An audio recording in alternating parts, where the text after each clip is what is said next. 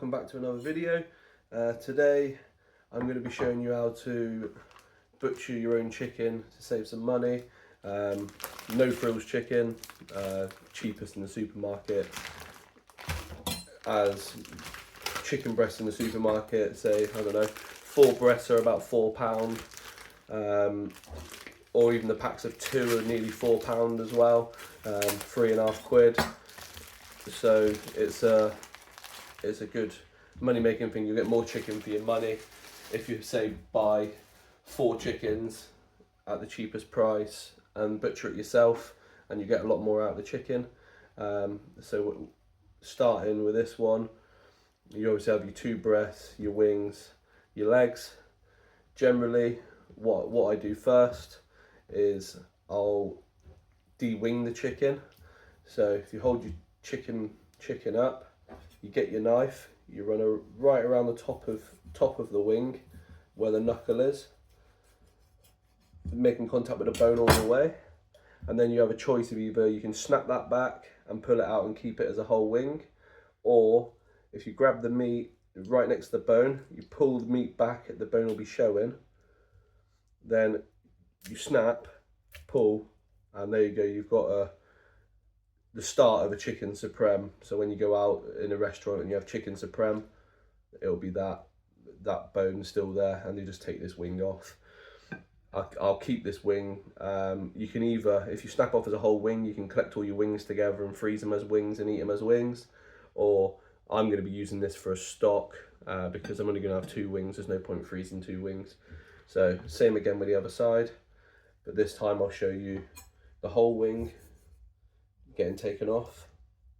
Run your knife all the way around, contact with the bone all the way around, and then you pull back and it'll snap. Not the cleanest because the other knuckle snapped. It's quite a young chicken, but then you'll have your full wing. So next part, I always do the legs. So where the bit of skin is in between the drumstick and the actual breast itself, you nick it with your knife, and then it'll open out. Turn the bird onto its back, push until the bone pops, like that. And then what I generally do is, when you run the knife around, when you pull the leg back, there's a little muscle here that most people don't know about. If the chef's roasting the whole bird, he'll eat that part because it's a tender bit of dark meat. We generally call it the chef's oyster of the chicken. And then so you run around that bit of dark meat there, and you follow it, and then there you can see the knuckles already broken. So you just keep following it down the back, and then boom, you've got your full leg attached, your thigh piece, and your drumstick. And then you just repeat the same on the other side. Nick that skin, take it off, flip the bird, pop it, go around that bit of dark meat that I was talking about, and then you just run it down the back. The bone's already popped. There should be no hacking at it. Your knife should glide straight through it. If you're hacking at it, that means you're hitting bone and you're not in the right spot. Always aim for the joints, because the joints is what make the butchery easier, essentially. And then you're left with your 2 main bits, the breasts, and we'll separate them now.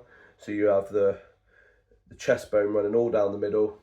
You can see it quite well on a chicken. I generally start where the bone is. I make a little incision, and then I can feel the chest bone right there. I'm right next to it. Not quite on it, but right next to it. And then you just follow the inside of the chest bone all the way down, all at the top as well. And then at the top here is where you have the wishbone. So you'll have to start veering your knife away from it slightly, try and stay closest to that wishbone as possible, and then just keep running down the inside and try and get as close to the carcass as you possibly can, because you don't want any meat going to waste, even though I'm going to be using the bones for a stock, so it doesn't really matter.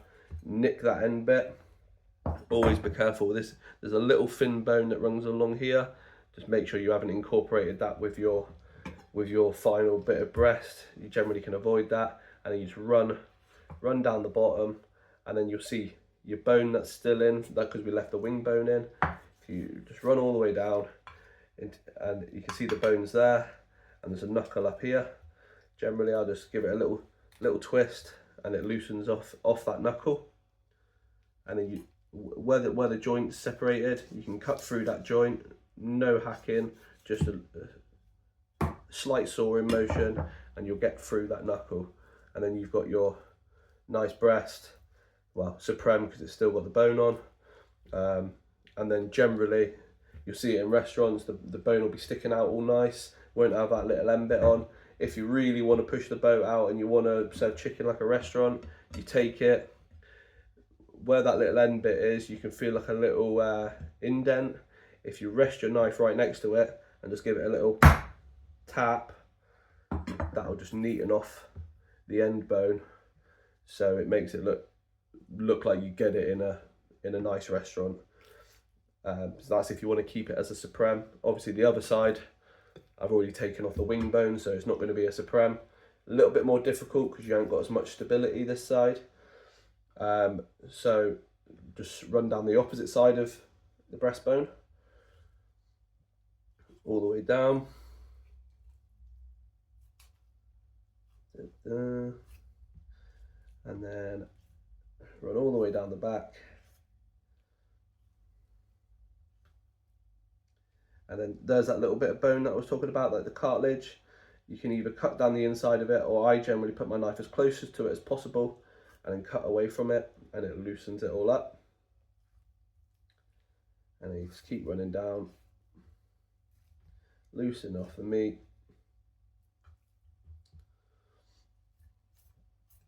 Like so, twist the bird on its side to make it easier for yourself.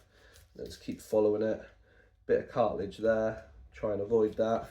Just keep cutting through. And then there we go, there's another breast off. There's a little bit of the knuckle still in there from where we took off that breast. I generally just chop around it. Not too bothered about taking off a chunk of meat. At the end of the day, it's going to be going into stock, and I've still got a pretty decent sized breast off it. So this will be put to the side and used as stock. I'll just grab a plate to put it on. That one will do. So carcass to the side, and then the next parts are entirely up to you. So my two wings, obviously if you've got 4 that you're prepping up for the freezer, you're gonna have a lot more wings, so it would make more sense to keep the wings and put them in the freezer and then use them as food or a snack at some point. But I'm just going to use them as stock, so it's going to go on my bones pile. And then you have choices. Obviously, me doing one bird today, there's no point really. I'm going to be using the whole of this meat for a dish that I'm going to upload a bit later. That dish is going to be like a Korean style stew. Me and my girlfriend have had a cold recently, so we're just going to make some nice comfort food. Calorie counters out the window while we get over this cold. So with these ones, thigh, drumstick, obviously it moves where the joint is. You can almost feel the joint, so you roughly work out where the joint is. If you want to separate them and you've got more chickens that you're prepping in bulk, if you want to separate the thighs and the drumsticks apart, you find the little joint and then you just cut through, and it'll cut straight through. You know you've got the right spot if it cuts straight through, because the knuckle's just there. So I've cut through the joint, and then there's your thigh, and there's your drumstick. It's quite simple. Obviously the supermarkets want you to buy everything that's already prepared because they can charge more money for it. And all these little bits, like on the chicken here, that bit there, when you take off the breasts, that's the mini fillet. So in the supermarket, when you see mini fillets, all they've done is taken all the breasts off, taken all the mini fillets off, sell the mini fillets for extra money, and still make a load of money on the breasts. So yeah, you definitely will be getting more for your money just spending a few minutes doing it yourself. So the next part, I'm not going to separate this one, because I'm making a stew, I'm not going to be using the skin, but I will keep that because I will crisp it up in the next video. So if you want to take the bone out, you see the knuckle sticking out, roughly work out where it's going along, make a cut with your knife down the side, and then it'll open out and you can see the bone. And so you go down one side of the bone, go down the other side of the bone, keep going both sides of the bone until you think you're fully underneath it. And then when you're fully underneath it, you can pinch underneath and you can see where it's attached. And then all I do is just be careful with your knife and get as close to the bone as possible around that bit of knuckle that is left on, and then pop it out. And then once you've got that, your bone is practically loose. I've left a little bit. You lift it up and you can scrape down the bone with your knife just to get off all that meat that's on there. And then once you scraped it right down, you can start working your way back. And then that's where you're going to hit the join where the drumstick meets the thigh, or the thigh meets the drumstick. And when you get to this point, you can roughly work out where that bone's going to be. So all I do is, obviously this isn't professional butchery sort of way, this is when you're just at home, but it's fairly simple. Obviously that knuckle you can see is all right around there, so I just generally cut behind it to loosen it up. There's a little bit of cartilage just here, I just chuck my knife in and try and snip that bit off, and then you just keep running down, pick it up, scrape a bit more off, and you can see a bit more, big bit of cartilage there. If you can't get that off during taking this bone out, you can always take it off after. So all I'll generally do is that, loosen it up, cut through a little bit, and that'll loosen it right out. Yeah, there we go. A little bit of chicken. And then all we keep doing is scrape that bone back a little bit. Keep running down the bone, reveal more of the bone. So now we've loosened off the knuckle, the bone, similar to what we did with the thigh. Pinch until you can get underneath it, chuck your knife underneath, loosen off the underneath, and then you'll keep running along and you'll go with the bone. And then this is the part that can be a bit tricky because it's all over the place, the chicken meat. So you just keep trimming back. You can always take little bits off afterwards if you've missed a bit. Generally what I do, if I've missed a bit, I'll just keep going back and just feeling the meat afterwards to make sure. And there we go, that bone's pretty much out. I'll scrape down that bit of meat if I really want, but it's going into a stock, so I'm not too fussed. And then when you get down towards this end, for me personally, I don't take it all the way to the knuckle. I'll just do one cut there, and then that knuckle, a little bit of meat on there, but I'm making a stock, so I'm not too fussed. I've already saved money, so I don't mind.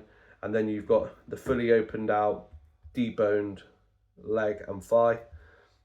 Similar process if you want to debone them when they're separated. The thighs are generally easier to debone than the drumsticks are, but it's the same principle, just a different part of the animal.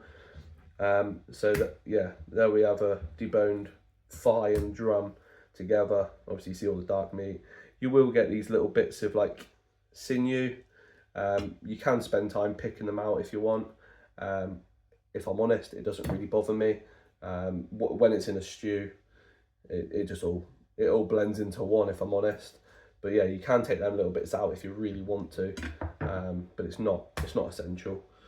But yeah, that's how I prepare a chicken. Put it into freezer bags, freeze it lasts a lot longer, and then you can just take it out as and when you want to use it.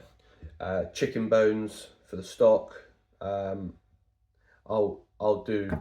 add that to my next video, how I prepare that. Very simple, but obviously some people just generally won't. They don't want to waste the time doing it, which is fair enough. But if I'm making a stew out of it, so I want to get as much flavour out of this chicken before throwing it away as possible. But yeah, so that in essence is a simple butchery of a chicken. Very easy, anyone can do it. As soon as you learn how to do it, you get a lot faster at doing it, and it doesn't become an issue. Like, as soon as you're comfortable, you can. There's no reason why you can't do a chicken in 5 minutes. It's quite easy as long as you've got a sharp knife and you're not hacking away at it. Always go through the joints, like I said. No part of the chicken should force you to smash the knife into it or make any crunching sounds. Everything should just glide through. The only crunching sound that makes is if you want to do the French trim style supreme where you take off that end bit. But even that, it shouldn't be a big crunch, just one whack with the back of your knife. But yeah, that's it. I hope you enjoyed. If you want to see what I do with the chicken bones and my Korean stew recipe, be sure to watch the video either later on today or it might come out tomorrow. Like and subscribe if you want. Cheers.